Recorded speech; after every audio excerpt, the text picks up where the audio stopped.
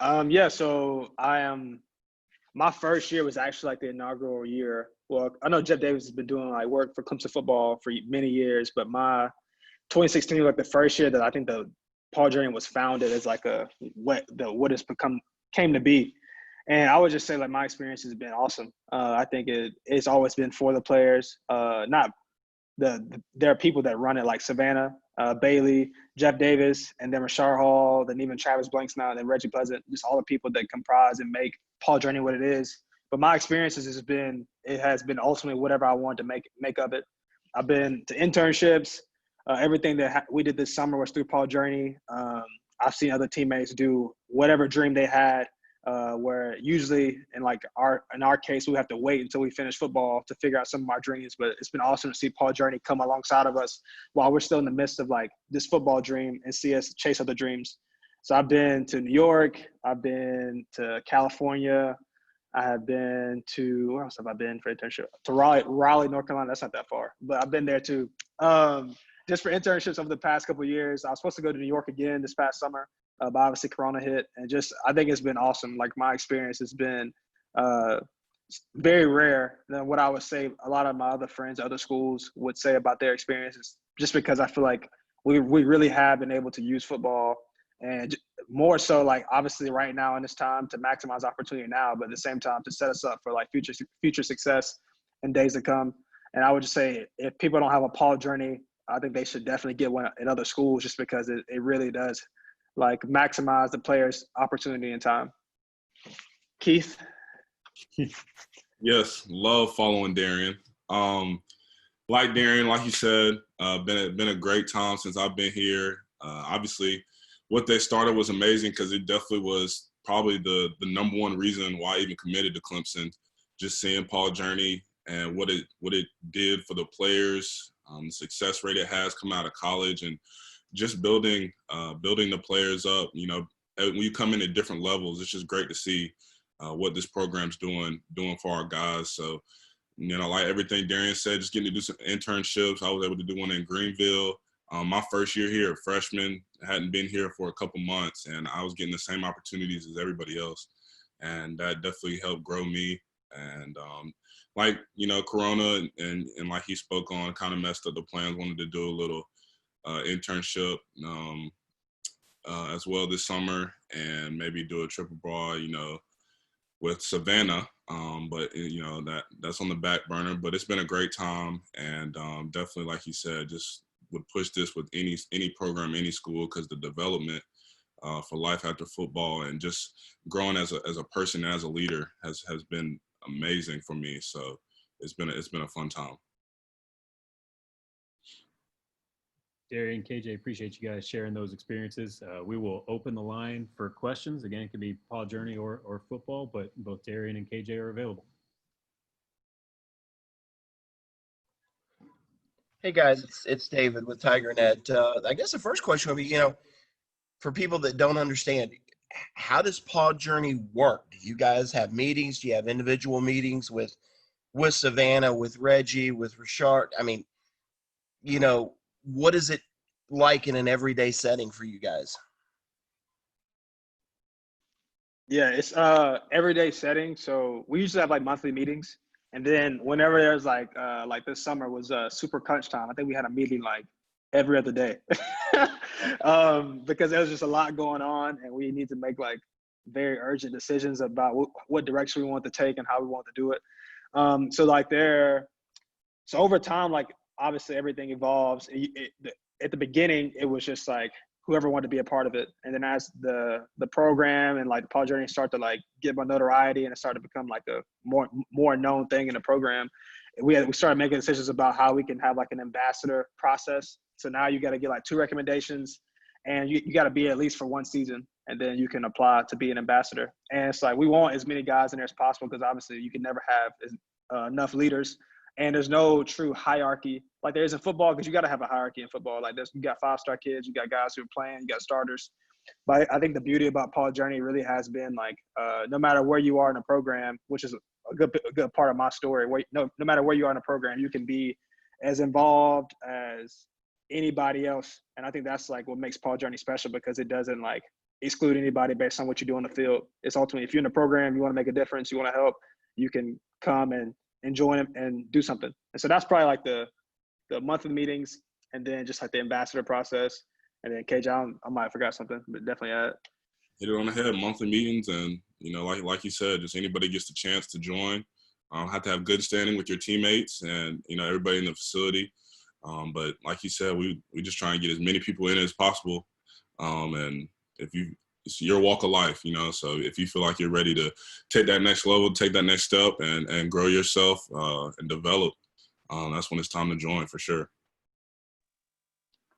Hey guys, it's Trevor from CUTigers.com. Thanks for doing this. I'm just curious, how big of a factor do you think the Paul journey is in recruiting, and is it difficult at all to try to impart just how special the whole experience is to recruits? I would say for me, I think it's big because like I spoke on earlier, it is like the number one reason, aside from so many obviously great reasons that our program has, but it was number one for why I wanted to come here. And so I think that speaks more to anything. And that was when I really didn't know much about it. I just knew the success rate and the job and whatnot of getting jobs after football was high. And I knew that if I went through this program, it would help me grow as an individual. But what I didn't know is, number one, all the camaraderie I have with my teammates who are like-minded as me and wanted to be successful, and really just all the communication and meeting new people, successful people in the business world. And I think for the recruiting process, it's pitched well.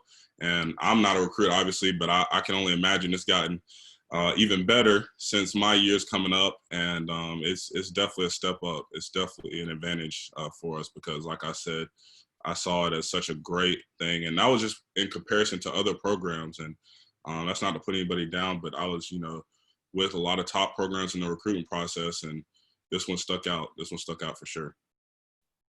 Yeah, I would just kind of piggyback because I found myself pitching this to a lot of recruits as they come in and we take them on business and stuff like that. And I would just say it really is a distinction. Like it's like one of our distinctive characteristics about like us in the college football world. Because I feel like I think the whole goal, like Clemson's mantra is to like for us to be the example to college football about what we should do and how we should do it. And hopefully, I've seen other programs have to implement stuff because we've done it here and done it well. And I would say as a young kid, like who wouldn't want to be a part of a program that's winning on the field, but then also off the field, you're seeing all these guys get opportunities. And like even if it is to further your NFL career, like we see a lot of guys, like a lot of our best players have been ambassadors over the past 4 or 5 years. And then just to see their like development as people, they attribute a lot to Paul Darien and their experience here. Then obviously guys that went on and done other things that they didn't get an opportunity to play in the NFL. And you just seen like how they just go killed in the real world and be different and be difference makers. So I would just say as a recruit, and just obviously, man, if you're a parent, like a lot of people's parents are like just blown away because it's like, why would you not want to send your kid here? Because it's like you pretty much molding them to be a better person, better man, and you know they're just not going to get used by football at Clemson, which is like what I think makes Clemson different. And like you said, not to put anybody down, but definitely to like to put us up in that sense of just like being real about like I think Coach Sweeney has done a good job by molding our program to where like it is what it is, and I think people can see that it's an authentic thing. It's not just for gimmicks. Hey guys, it's Hey Jeff. guys, this is Larry Williams with TigerIllustrated.com. I've talked to a lot of former players over the years who, after football ended, whether it was in college or 5, 6, 10 years in the NFL, when it ended, it's like a major crisis for them because their whole identities to that point had been built their whole lives on that. And then it's like, once the cheering stops, it's, what do I do? Who am I? How much do you think this program sort of addresses that in preparing you all for that day whenever it comes, not just with the resources like internships and things like that, but also sort of emotionally as well? I'd say great question. I think we address it head on, honestly. It's a conversation we've had, and that's a very serious matter. Like we know like our notoriety and stuff comes from us putting them pads on, right? On Saturdays. And while we, and I speak for a lot of guys on Paul's journey, understand that there's more to us than football. Some guys don't necessarily feel that way. They're great talents, but don't know what their next calling in life is. And that's a very hard decision and a very real thing, to have to grasp. And so once football is over, that's another thing Paul Journey does very well is kind of help with that next step. And it's something that we talk about with our fifth quarter and just being after football. And, that's what the guys who are done with football at Clemson get to do. They get to have contact with guys in the Paul Journey office, and they get to help them with that next step. So it's a big thing, and it's something that we definitely take very seriously. And the guys upstairs and ladies have done a great job with our former teammates as far as helping them out on their next step for sure. Yeah, I would say great question too. And to piggyback, just I got a Coach Swinney quote that popped into my head. I got so many of them that run in my head all the time. But he always says the best time to fix a leak in the roof is when the sun is shining, not when it's raining. And like that's kind of been like Paul Journey's like stance on like preparing us for like life after football. Because I feel like the best time for us to prepare for like life after football is while we're playing football. Because we got so many people want to see us, so many people want to know us, so many people want to help us. And I feel like a lot of people kind of get that ball rolling too late, and you got all the opportunity and like advantages right now while we're in the midst of like some of our peaks of our like I guess influence. And so I think that's what Paul Journey's kind of like try to capitalize on as far as like helping us see that like, hey, your best opportunity to prepare for like what you want to do after football is like do it now. Like especially in the offseason, we got so much time on our hands to pursue like other things we're passionate about. And I feel like that's been big for a lot of guys that come through it. Like even the guys that do make it to the league, at least they know like something they can fall back on, something they can invest in, something else they can like do with their time. And I feel like now it's just it's been cool to see, even for me, a lot of my passions, and like they've helped me invest in other things beyond football. So if it does end, I do feel like I'm prepared. But no matter who it is, it definitely is never going to be like the most easy transition. But I think Clemson's trying to make it like I guess a healthy transition for all of us to at least know that we're more than just football players, and obviously capitalizing on the time we have right now to like, this is the time to prepare, not later when we don't have it anymore. I don't want to get under your position on pay for play, but sort of the leading, I guess, ammunition for people who support pay for play is, well, they don't get anything, all they get is a scholarship and books. I'm curious if you could put a monetary value on this program in the context of that. I guess I can't ask you to put a number on it, but I'm just saying how valuable is it in your mind generally from a monetary standpoint to have these types of resources? Yeah, I would say, KJ looking at me, so I'm gonna take this one at the heels. This one's for you. I would say, yeah. I would say it's immense, and just like I think Coach Swinney, people give him a bad rap sometimes because they take everything he says out of context. I feel like he really is for us getting as much as we can get, but ultimately putting education first. And I would just say like, man, like my internships, like they were all paid for, and I got paid. So I mean, like that's self-explanatory. And then like to take a service trip and the guys don't have to pay for anything is not cheap.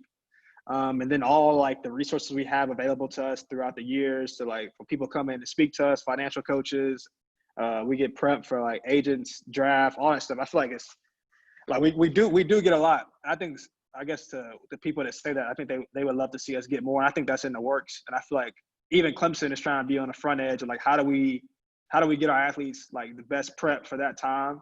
Because ultimately, like with anything, there's a good way to do it and a bad way to do it. But I feel like that, like I think it is coming down the works as people see. It's kind of inevitable that college athletes will eventually start to get paid for their likeness and name and image. And I feel like they're like Clemson's preparing us for that time that's coming, hopefully real soon. But yeah, I would just say we get a lot. I think the whole notion of that argument is just saying like obviously there's opportunity for us to get more, and not in a way that's greedy, but I feel like it's the way that's probably rightfully so, as a lot of people are making money and benefiting off of what we do. And I think Clemson's trying to be on the cutting edge of how do we do that the best way. And I feel that's kind of been our mantra. It's like the best is a standard. So obviously we're gonna walk that path. But yeah, hopefully I answered your question. But I would say, yeah, I think we're very blessed. But I think that obviously he has opportunity to get more in the future. KJ, if you wanna, I mean, you hit it on the head for sure. I'd say too, just the personal growth, and that's something you don't necessarily have money with it. But from Darren knows as well, like just some of the teammates and the backgrounds they come from, to join this program and just to see what they grow into, and what that's going to lead to further down the road. Whatever money that makes them or whatever that does for their life, it's hard to put a price on that, and it literally comes from this organization and this group of people right here. And so I think that's one of the cooler things as well. Like, there's no monetary value per se, but it definitely does a big thing for our lives for sure. Thank you, guys.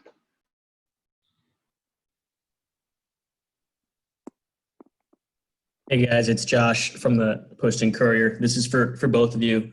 Since this weekend will be your third straight game starting at noon, I was wondering what your ideal pregame breakfast is. go ahead, KJ. All right. Definitely in more than Travis, more than Frosted Flakes. I like a nice bowl of oatmeal. Oh man, just give me some energy and just some water. I don't go too heavy because we be having meetings in the morning and stuff. And as you can imagine, Coach V don't want me to leave those meetings, so I gotta have light on the stomach. You know what I'm saying? And that usually does the trick for me every noon for sure. Yeah, I would say I'm definitely on the light on the stomach too, because you get those pregame jitters and you gotta do what you gotta do. But I would say I'm eggs, a little bit of grits. I don't even think I eat meat on game days because I feel like it makes me feel heavy. A little bit of eggs, a little bit of grits, and I think some potatoes. And then I always get a bowl of oatmeal too. Put some brown sugar, some blueberries in there, and I'm good to go.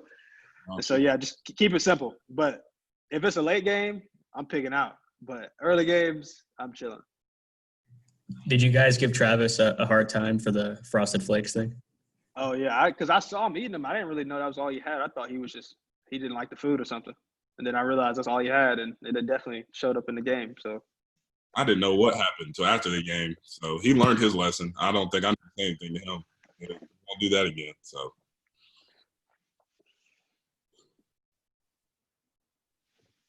Anybody with anything else for these two? KJ, it's Trevor. Go ahead, Trevor. Trevor again. If I could just ask you about Saturday, it seemed like the defense really picked the offense up and kind of rejuvenated both the team and the crowd there in the third quarter with all the turnovers and of course the scoop and score and all that. Just how do you feel about the play of the defense overall? I think we played well. I think we played hard. It definitely was a slow game for all of us. And but that's what it is. It's a team sport. They lean on us, we lean on them, and that offense has been just amazing this year. And so it was good. It was definitely good, for us to step up and do our part as a defense. I know Booth himself has earned it. He's been working hard, but I think I can definitely say effort wise and things like that. It was fun. It was fun to be a part of for sure. And it was a great team win for sure.